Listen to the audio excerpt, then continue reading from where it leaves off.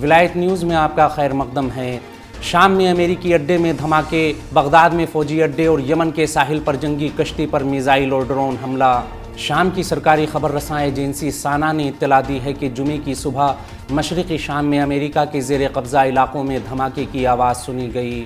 اس report کے مطابق دیر الزور میں کونیکو گیس فیلڈ کے آس پاس دھماکے کی آواز سنی گئی، جہاں قابض امریکی افواج تعینات ہیں۔ عبرانی ذرائع ابلاغ نے کل ہی دیر الزور کے ریف علاقے میں 2 امریکی فوجیوں کے مارے جانے کی خبر دی تھی۔ عراقی مزاحمتی گروپ نے اس خطے میں امریکہ مخالف کارروائیوں کی ذمہ داری قبول کی تھی۔ دوسری جانب عراق میں ایک بار پھر امریکہ کے غیر قانونی فوجی اڈے کو حملے کا نشانہ بنایا گیا۔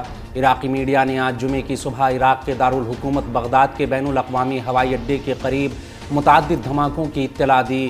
عراق کی المعلومہ نیوز ایجنسی نے اطلاع دیتے ہوئے کہا ہے کہ بغداد ہوائی اڈے کے قریب فوجی اڈے کو 2 راکٹوں سے نشانہ بنایا گیا۔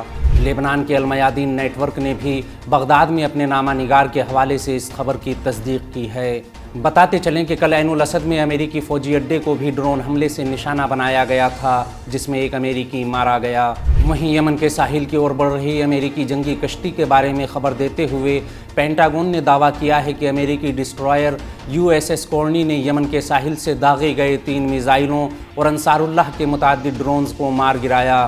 امریکی محکمہ دفاع نے دعویٰ کیا ہے کہ انصار اللہ تحریک نے یہ میزائل داغے ہیں اور ہم امریکی افواج کی مدد کے لیے ضروری اقدامات کریں گے۔ پینٹاگون کے مطابق ان میزائلوں کی منزل اور مقصد کیا تھا، یہ ابھی تک معلوم نہیں ہو سکا ہے۔ اس خبر میں فی الحال اتنا ہی۔ قومی، بین الاقوامی اور عالمی اسلام کی اہم خبروں سے باخبر رہنے کے لیے ولایت نیوز سے جڑے رہیے۔